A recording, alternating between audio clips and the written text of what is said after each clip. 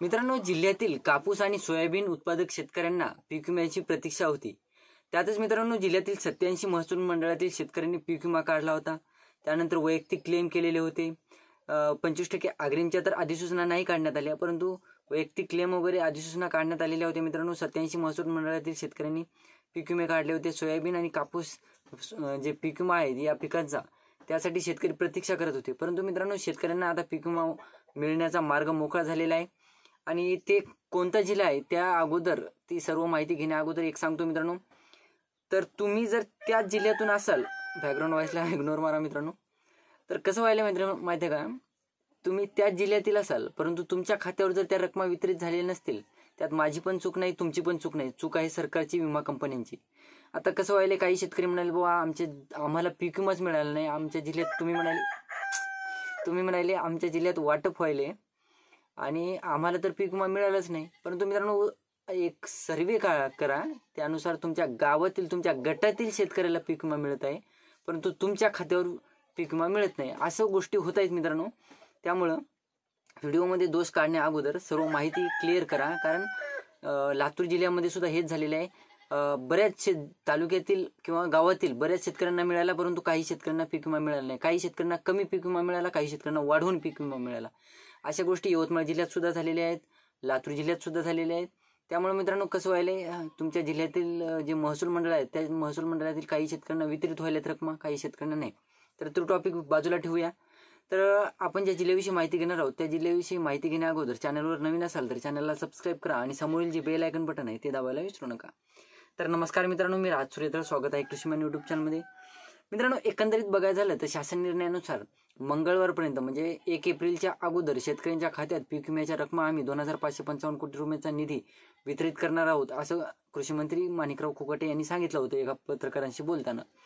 परंतु मित्रांनो, आज उजाडला 31 मार्च, परंतु अद्यापही शेतकऱ्यांच्या खात्यावर ह्या रकमा 2-4 जिल्हे सोडले तर इतर जिल्ह्यातील शेतकऱ्यांच्या खात्यावर अद्यापही रकमा वितरित झाली नाही. परंतु अगोदरच्या व्हिडिओमध्ये मी सांगितलेलं आहे, आज 31 मार्चची शेतकऱ्यांच्या निधीची असो की इतर निधीची असो, ती वाटप करण्याची धावपळ सुरू झालेली आहे. कारण की आज अर्थसंकल्पीय वर्ष संपत आहे, मार्च एंडिंग असल्यामुळं बरेचसे निधी बऱ्याचशा घटकांसाठी वितरित होणार आहेत. त्यात पीक विम्याचा सुद्धा निधी आज वितरित होण्याचे चान्सेस आहेत. त्यातच मित्रांनो, आपण ज्या जिल्ह्याविषयी माहिती घेणार आहोत तो जिल्हा म्हणजे जळगाव जिल्हा. जळगाव जिल्ह्यातील शेतकऱ्यांनी कापूस आणि सोयाबीन पिकांसाठी पीक विमा काढलेला होता, ज्याच्यामध्ये जवळपास हे पीक विमा काढलेल्या शेतकऱ्यांची पीक विमा परताव्याची प्रतीक्षा करत होते. जवळपास जिल्ह्यातील बघायचं झालं तर 4,55,779 शेतकऱ्यांनी पीक विमा भरला होता. 87 महसूल मंडळातील शेतकऱ्यांनी हा पीक विमा भरला होता. वाटलं होतं की बाबा 25% अग्रिमच्या अधिसूचना निघतील, परंतु त्या पद्धतीचा पाऊस झालेला नाही आणि ती पद्धतीचा पीक विमा कंपन्यांनी ॲक्सेप्ट केलं नाही की इथं 25% अग्रिम अधिसूचना काढावं. तर वैयक्तिक क्लेम केलेला पीक विमा शेतकऱ्यांना मिळणार आहे मित्रांनो. तर 87 महसूल मंडळातील अतिपाऊस पडल्यामुळे नुकसान झाले आणि कुठेही अग्रिमच्या अधिसूचना काढण्यात आलेल्या नाही. तर विमाधारक शेतकऱ्यांनी अतिवृष्टी नुकसान झालेल्या ज्या क्लेम करतो आपण, ते क्लेम सुद्धा केलेले होते. वैयक्तिक क्लेम केले शेतकऱ्यांनी, त्यांचे जे वैयक्तिक क्लेम होते तर ते क्लेम केल्यानंतर त्यांनी कंपनीकडे वेळीच 72 तासाच्या आत ह्या आपल्या तक्रारी नोंदवल्या.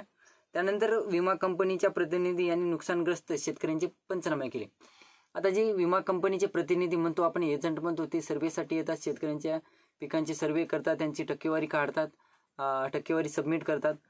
तर मित्रांनो, आता असं सुद्धा होऊ शकतं, तुम्ही वैयक्तिक क्लेम केलेले असू शकतात, परंतु विमा कंपनीचे जे अधिकारी किंवा जे एजंट लोक येतात, प्रतिनिधी येतात, त्यांनी तुमचे, आता आमच्याच गावातलं सांगतो, हिंगोली जिल्ह्यातील काही गावामध्ये काय झालेलं आहे, विमा कंपनीचे लोक गावात आले, परंतु त्यांनी प्रत्येकाचे जे क्लेम होते त्यांनी त्यांच्या पद्धतीने ते नुकसानग्रस्त पंचनामे केले नाही शेतकऱ्यांचे.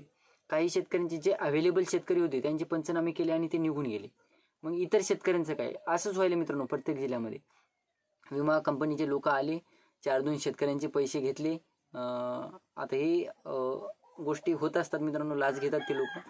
तर 4-2 शेतकऱ्यांचे कडून पैसे घेतात, त्यांचे तक्रारी चांगल्या प्रकारच्या नोंदवतात. मग असं होतं, एकाच गटातील शेतकऱ्यांचं काय होतं, ज्या शेतकऱ्यांनी त्या विमा प्रतिनिधींना लाच दिली, पैसे दिले, मग ते विमा प्रतिनिधी काय करतात, त्या शेतकऱ्याचं चांगलं म्हणजे जास्त नुकसान टाकून देतात. मग काय होतं, एकाच गटातील शेतकऱ्याला एकाला 6,000 येतात, तर एकाला 10,000 येतात, एकाला 15,000 येतात, एकाला 20,000 येतात. मग अशी टक्केवारी टाकतात ते लोक. मग आपल्याला वाटतं मग आपल्याला कसं काय कमी आला, आपलं तर क्षेत्र जास्त आहे, मग आपल्या हिश्श्याला एवढी पीक विमा रक्कम का आली, अशा गोष्टी होत असतात मित्रांनो. तर अनेक महिने झाले होते जळगाव जिल्ह्यातील पीक विम्यासंदर्भात 72 तासात तक्रारी दाखल केल्या होत्या शेतकऱ्यांनी.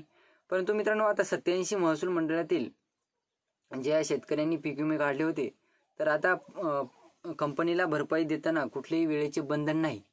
म्हणजे 31 मार्चपूर्वी ह्या रक्कमा शेतकऱ्यांना द्यायला पाहिजे.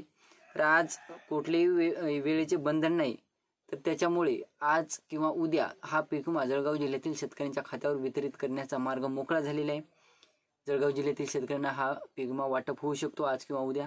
तर ही होती छोटीशी माहिती. तुमच्या देखील जिल्ह्यात पीक विमा वाटप झाला असेल किंवा नसेल ते देखील मला कमेंट करून सांगा. मी जास्तीत जास्त कमेंटचा रिप्लाय देण्याचा प्रयत्न करेल. व्हिडिओवर नवीन असाल तर चॅनलला सबस्क्राईब करा, लाईक करा, जास्तीत जास्त शेतकऱ्यांपर्यंत पोहोचवण्याचा प्रयत्न करा.